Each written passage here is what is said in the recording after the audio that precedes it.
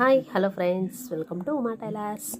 ఈరోజు వీడియో వచ్చేసి ఒక శారీతో మొత్తం ఫుల్ సర్కిల్ లెహంగా అండి కటింగ్ వీడియో. ఈ వీడియో కనుక మీకు నచ్చినట్లయితే లైక్ చేయండి, షేర్ చేయండి. మరిన్ని వీడియోల కోసం మా ఛానల్లో సబ్స్క్రైబ్ చేయండి. ఏమైనా కొత్త వీడియోలు కావాలంటే కనుక నాకు కామెంట్ సెక్షన్లో తెలియచేయండి. కొత్త మోడల్ ఏదైనా సరే నేనైతే కనుక కటింగ్ చేస్తాము, స్టిచ్చింగ్ కూడా చేస్తాము. స్టిచ్చింగ్ వీడియోలు పెట్టడానికి కొంచెం టైం అయితే సరిపోవట్లేదండి.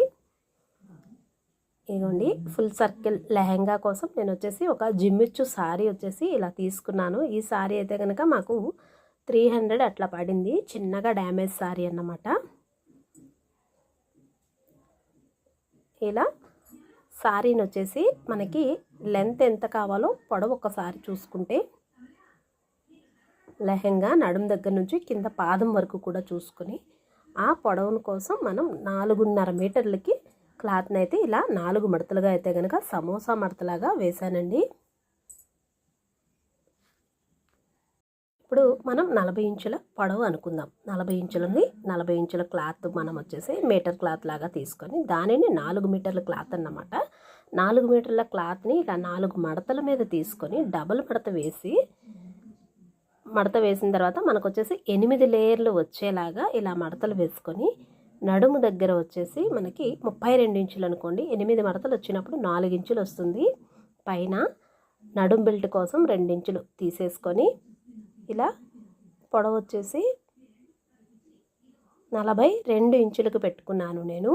పైన 2 ఇంచులు తీసేసినా కానీ మొత్తం కూడా పొడవుతోనే లెక్క అయితే వేసుకోవాలండి. మళ్ళీ మనం 2 ఇంచులు బెల్ట్ వేసుకుంటాం కదా, హిప్ బెల్ట్ లాగాను, అందుకోసమని 2 ఇంచులు ఎందుకంటే ఎక్స్ట్రాగా పెట్టుకున్నాను. వైర్ జిగ్జాగ్ చేసినప్పుడు ఇలా రౌండ్గా తిరిగిపోతూ పైకి వచ్చేస్తుంది కదా, అందుకోసం అనేసి వైర్ జిగ్జాగ్ చేస్తే 2 ఇంచులు, నార్మల్ జిగ్జాగ్ అయితే 1 ఇంచ్ ఎక్స్ట్రా అయితే కనుక పెట్టుకుంటే సరిపోతుంది. ఇంకా మనకి కింద వరకు కావాలి పొడవు అనుకుంటే 2-3 ఇంచులు కూడా పెంచుకోవచ్చు. ఇలా మొత్తం టేప్ మెజర్ చూసుకుంటూ మనం మార్కింగ్ అయితే కనుక ఇలా చేసుకోవాలి. మార్క్ పీస్ అనేది కొంచెం కనిపించే మార్క్ పీస్ అయితే కనుక ఇంకా బాగుంటుంది. ఇది మెరిసే క్లాత్ కాబట్టి అసలు మార్క్ పీస్ అనేది కనపడట్లేదు మీకు క్లియర్గా. అలా అని మనం పెన్తో మార్క్ చేసుకుంటే బాగోదు కాబట్టి ఇట్లా చేయట్లేదు. ఇదిగోండి, ఇలా ఏదైతే మార్కింగ్ చేశానో ఫుల్ సర్క్యులర్ రౌండ్ లాగా వచ్చేసేటట్టు నేనైతే కనుక ఇలా కటింగ్ అయితే చేస్తున్నాను. ఇలా నడుం దగ్గర 4 ఇంచులకి ఇలా కొంచెం క్రాస్గా పైవైపుకి నడుము దగ్గర వచ్చేలాగా ఇలా 4 ఇంచులకైతే కనుక నడుం లూజు కోసం తీసుకున్నాను. 32 ఇంచుల నడుం లూజు అయితే వస్తుంది. 42 ఇంచుల లెహంగా పొడవు అనేది వస్తుంది. ఇదిగోండి చూడండి, ఇది వచ్చేసి ఒక మడత వైపు అన్నమాట. ఇలా మొత్తం సర్కిల్ లెహంగా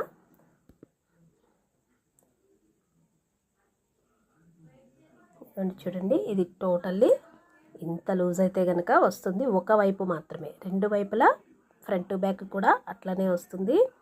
దీనికోసం నేను ఇప్పుడు నడుం బెల్ట్ తీసుకుంటున్నాను 4.5 ఇంచులకి. అదేవిధంగా 2 మడతల మీద తీసుకుంటున్నాను.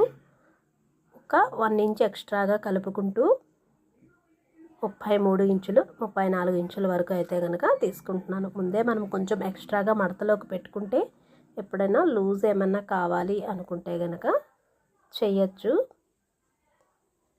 ఇలా 4.5 ఇంచులు నడుం బెల్ట్ పొడవు, అలానే 34 ఇంచులు వచ్చేసి మడతల కోసంతో కలిపి 34 ఇంచులు నడుం బెల్ట్ వెడల్పు అనేది ఇలా పెట్టుకొని కటింగ్ అయితే చేస్తున్నాను.